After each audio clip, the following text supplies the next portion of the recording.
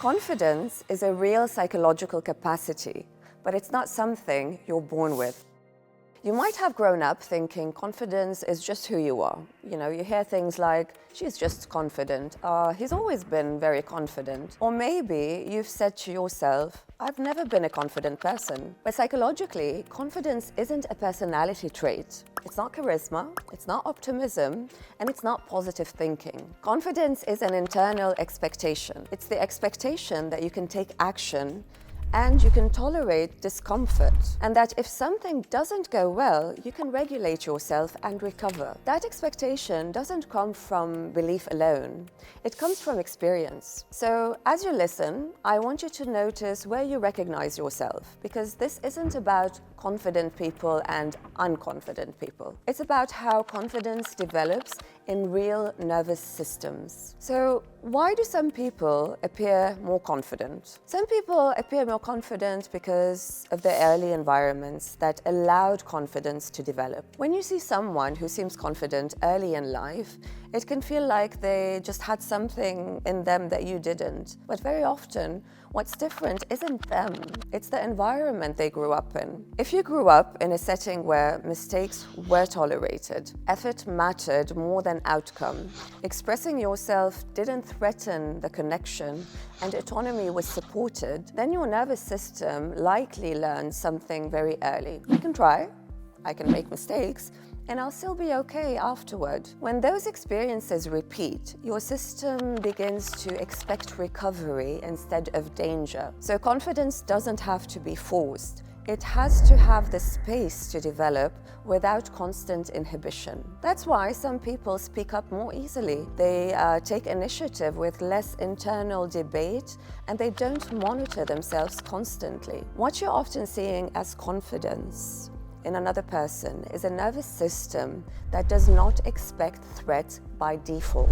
Here's an example that you might have seen in everyday situations. Think of a child in school who raises their hand very easily, not because they know the answer all the time, but because getting it wrong does not feel catastrophic. They've learned, usually without realizing it, that even if I get it wrong, it's still going to be okay. That early experience of safety around effort usually is what becomes the foundation for what later on looks like confidence. So why is confidence harder for you? When confidence develops alongside threat, it becomes constrained by protective strategies. If confidence feels harder for you, it doesn't mean you're incapable.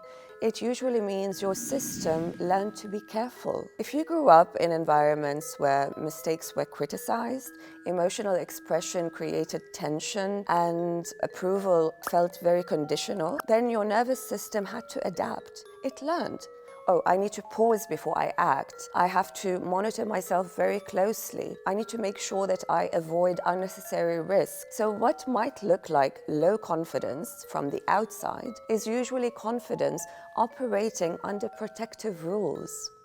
So the capacity is there, but it's constrained by caution that once made sense. That's why, even now, when you know you're capable, your body might still hesitate. So you might understand intellectually that you're competent, but you still feel stuck when it's time to speak up or apply yourself or assert yourself. That doesn't mean confidence is missing.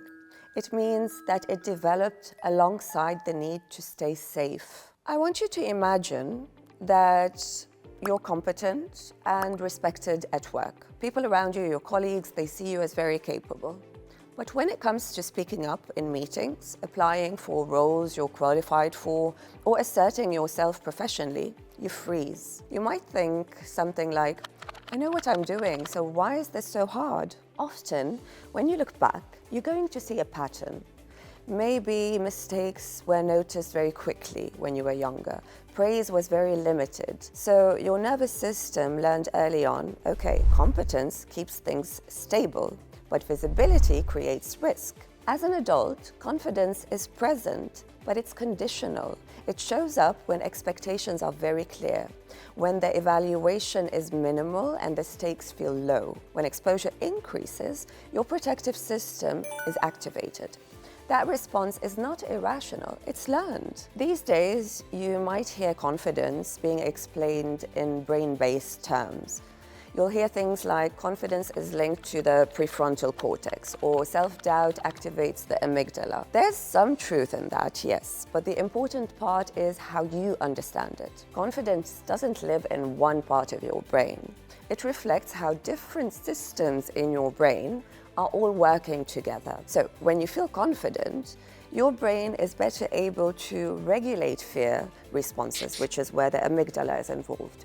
You're able to stay engaged rather than threat focused. You are able to move toward action instead of hesitation. So your prefrontal cortex becomes more available for planning and decision making, and the fear responses are just less dominant, not because fear disappears, but because it's being regulated. Dopamine also plays a role here, not as confidence itself, but as part of motivation and this forward movement. So when you act and the outcome is manageable, your brain becomes more willing to initiate action again. So confidence isn't something you think yourself into. It's something your brain learns when you act, recover, and repeat. So, how can you build confidence as an adult? Adult confidence develops through experience and not just insight. Confidence doesn't require fear to disappear. It requires you to learn that fear can be tolerated without collapse. Confidence grows when your nervous system experiences something like,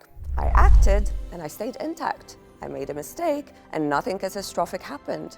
I spoke and the relationship survived. So each of these experiences updates your internal expectations. And that's why confidence grows through repeated exposure to manageable challenge, failure followed by recovery, and relational experiences that allow repair. So every time you complete that cycle, action, discomfort, outcome, regulation, confidence is strengthened incrementally, not suddenly and not dramatically, but very reliably. This is also why confidence often grows later in life, because as an adult, you've had more choices, more agency, different relational contexts, and over time, your system begins to learn that the old rules, as a child that you learned, they don't apply here anymore. Confidence is not certainty. It's capacity. It's your capacity to stay regulated while taking action. It's your capacity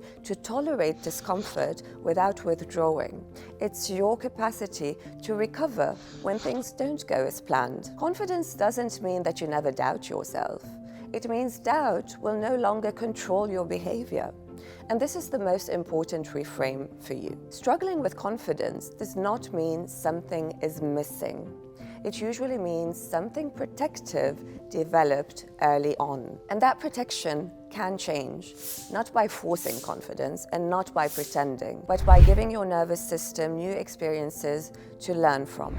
Confidence is built through action, through recovery, through repetition, and through relationships that tolerate imperfection, quietly, gradually, and from the inside out.